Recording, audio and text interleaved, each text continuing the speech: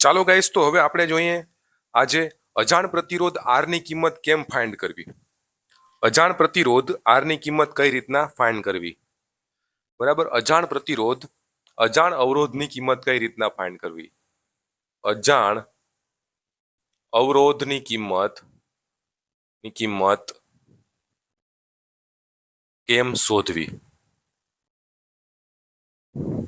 હવે તમને જો આવી રીતના સર્કિટ આપેલી હોય, આવી રીતના સર્કિટ આપેલી હશે કોઈ, બરાબર, આ રજીસ્ટર આર આપેલો છે, આ 10 ઓહમ નો આપેલો, આ 30 ઓહમ નો આપેલો છે, અહીંથી 3 એમ્પિયર નો કરંટ ફ્લો વહન થાય છે, બરાબર, અને આ વચ્ચે છે તમને 100 વોલ્ટ દઈ દીધા. તમને એમ પૂછો કે ભાઈ આર ની કિંમત શોધો, આવું તમને દઈ દીધું કે આર ની કિંમત શોધો. અજાણ અવરોધ આર ની કિંમત કેમ શોધવી આપણો ટોપિક જ ઈ છે, અને આમાં તમને દઈ દીધું કે ભાઈ આર ની કિંમત શોધો. તો હવે કેમ શોધશો? અત્યાર સુધીના મેં તમને બધાય કન્સેપ્ટ ભણાવી દીધા. તો હવે તમે કન્સેપ્ટ જોવો, કન્સેપ્ટ શું આનો હશે. કન્સેપ્ટ જો કન્સેપ્ટ શું આનો છે, 20 કરી નાખો. ચાલો, હેલા માટે 20 કરી નાખો. ચાલો, હવે તમે અજાણ પ્રતિરોધ આર ની કિંમત કેમ શોધશો, કોઈ મને કહેશે પહેલા નંબરનું સ્ટેપ શું હોવું જોઈએ. અત્યાર સુધી આપણે આખા કોર્સની અંદર બધી વસ્તુ જોઈ ગયા, અને આ તમને હેલું લાગવું જોઈએ. ચાલો, હવે આપણે પહેલા તો એ જોઈ લેશું કે ભાઈ આનો અજાણ પ્રતિરોધ મારે શોધવો છે ને, તો મને છે ને મારો ટોટલ રેઝિસ્ટન્સ મને પહેલેથી જ ખબર પડી જશે. મને ટોટલ રેઝિસ્ટન્સ કઈ રીતના મળશે? આ જો પહેલા તો મારું છે વોલ્ટેજ આપો તો કરંટ તો આવે જ, અને કરંટને ખાવા કોણ આવે? તો કે રજિસ્ટર આવે. કરંટને ખાવા કોણ આવ્યું? તો કે રજિસ્ટર ભાઈ કરંટને ખાવા આવ્યો. તો V is equal two IR થયું. તો મારે રેઝિસ્ટન્સ જોતો હોય તો રેઝિસ્ટન્સને હું એકલો રાખીશ, બરાબર. તો R I ક્યાં વહી જાય? નીચે વહી જાય, તો V બાય I. તો મને R ટોટલ તો મને મળી જ જાય. R ટોટલ મને કેટલો મળી જાય? કેમ કે મારી પાસે વોલ્ટેજ આપેલો છે ને મારી પાસે કરંટ છે. વોલ્ટેજ મને દીધો ને મારી પાસે કરંટ પણ છે. તો વોલ્ટેજ મારી પાસે શું છે? તો કે ભાઈ મારી પાસે 100 વોલ્ટનો વોલ્ટેજ છે, અને મારી પાસે કરંટ 3 એમ્પિયર છે. તો મારી પાસે ટોટલ રેઝિસ્ટન્સ કેટલો આવી જશે? મને કયો જોઈએ. ટોટલ રેઝિસ્ટન્સ કેટલો આવી જશે? 100 ભાગ્યા 3 એટલે 33.33 ઓહમ. કેટલો? 33.33 ઓહમ નો મારી પાસે રેઝિસ્ટન્સ આવી ગયો ટોટલ. આર ટોટલ કેટલો આવી ગયો? 33.33 ઓહમ નો આવી ગયો. રેડી? એટલી વસ્તુ. હવે તમને આર ટોટલ મળી જાય છે, તો હવે આર ટોટલ આમાંથી તમે ફાઇન્ડ કરી શકો. આનું તમે સિરીઝ પેરેલલ શું થાય? આનું સિરીઝ પેરેલલ શું થાય? એટલાનું મને કહ્યું. એટલાનું સિરીઝ પેરેલલ શું થાય? સપોઝ આખું આ તમે R1 માની લ્યો, અને તમે R1 માની લ્યો. શું માની લ્યો? આને તમે R1 માની લ્યો, બરાબર. હવે આનું આખાનું સિરીઝ પેરેલલ શું થાય? તો R1 તમારે જોતો હોય તો શું થાય? આ બેનો ગુણાકાર કરશો પેરેલલમાં, એટલે 10 × 20 એનો ગુણાકાર કરો, છેદમાં બેનો સરવાળો કરશો, 10 + 20. હા, તો 10 ગુણાકારમાં 20 કરો તો 200 થઈ જાય. અપોન કેટલા? 30 આવી જાય. તો 20 ભાગ્યા 3 તમારો શું આવી ગયો? આ 20 ભાગ્યા 3 શું આવી ગયો? 20 ભાગ્યા 3 એ તમારો R1 આવી ગયો. હવે આ સિરીઝ સર્કિટ કેવી બનશે? જુઓ, સર્કિટ કેવી બનશે. આ તમારો રજિસ્ટર, આ તમારો અજાણ રજિસ્ટર R, બરાબર. એ તમને ખબર નથી. આ તો તમને ખબર છે ને, રજિસ્ટર કેટલો? 20 ભાગ્યા 3 આવ્યો. હમણાં આનું કર્યું 20 ભાગ્યા 3, અને આ તમને 100 વોલ્ટ આપો છો, અને તમારો કરંટ છે 3 એમ્પિયર નો વહન થાય છે. કરંટ કેટલા? 3 એમ્પિયર નો વહન થાય છે, અને 100 વોલ્ટ તમે આપ્યા. હવે મને એમ કહો કે આ બે સિરીઝમાં છે, આ બે સિરીઝમાં છે ને, આ બે સિરીઝમાં, તો તમારો આર ટોટલ તો તમને ખબર જ છે. R total that is equal to શું થાય? આનું 20 ભાગ્યા 3 પ્લસ આ આર. રેડી? આવું થાય. આર ટોટલ ની વેલ્યુ તો તમને અહીંથી મળી ગઈ, R by V by I કરીને, બરાબર. તો આ 33.33 ધેટ ઇઝ ઇક્વલ ટુ 20 ભાગ્યા 3 પ્લસ આર. હવે 33.33 માઇનસ 20 ભાગ્યા 3, કેમ કે 20 ભાગ્યા 3 આ બાજુ આવશે તો માઇનસ થાય, ઇઝ ઇક્વલ ટુ આર. હવે આ બેનું માઇનસ કરી નાખો એટલે તમને વેલ્યુ આવી મળી જાય. કેટલી વેલ્યુ મળે તમને જો. 20 ભાગ્યા 3 કેટલા થાય? તો કે 20 ભાગ્યા 3 કેટલા થાય? 20 ભાગ્યા 3 6.66. કેટલા થાય? 6.66. તો અહીં તમને આર ની વેલ્યુ તમે મળો 33.33 માઇનસ 6.66. તો આર ની વેલ્યુ કેટલી આવશે? આર ની વેલ્યુ કેટલી આવશે? તો કરો 33.33 માઇનસ 6.66, બરાબર. તો આર ની વેલ્યુ કેવી? 26.67 આવી ગઈ. કેવી આવી ગઈ? 26.67 ઓહમ એ આર ની વેલ્યુ આવી ગઈ. રેડી? ડન. કોઈને આમાં પ્રોબ્લેમ? તો અજાણ પ્રતિરોધ આર ની કિંમત તમને MCQ માં પૂછે તો આવી રીતના તમે અજાણ પ્રતિરોધ આર ની કિંમત છે શોધી શકો.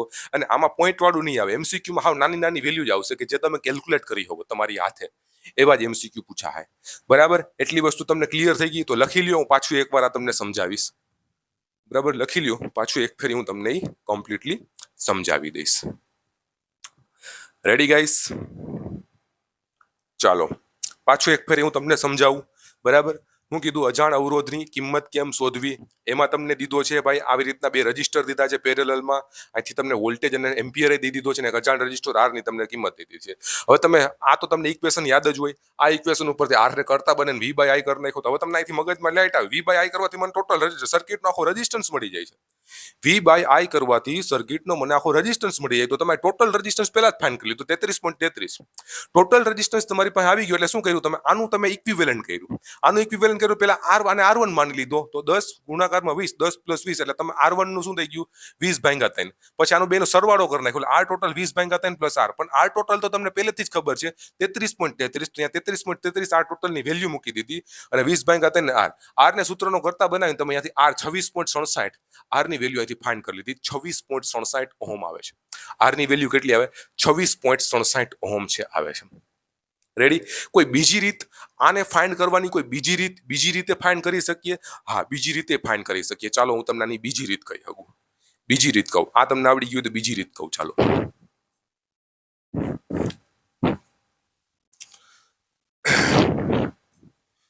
ચાલો હવે બીજી રીત.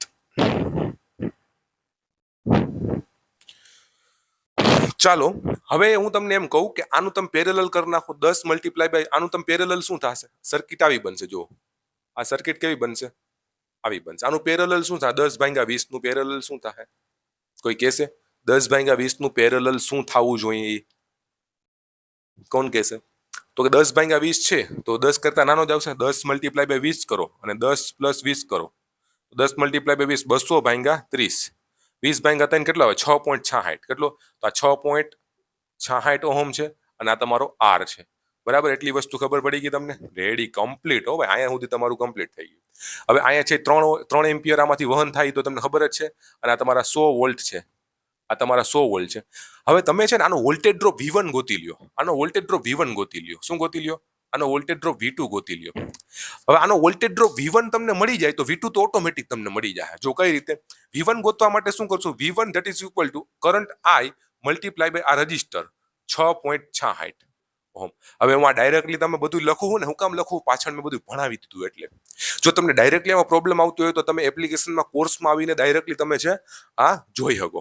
બરાબર, તમને અત્યારે તમે આખો કોર્સ ભણો અને ડાયરેક્ટલી આ વિડીયો જોવું એમાં ફેર પડે.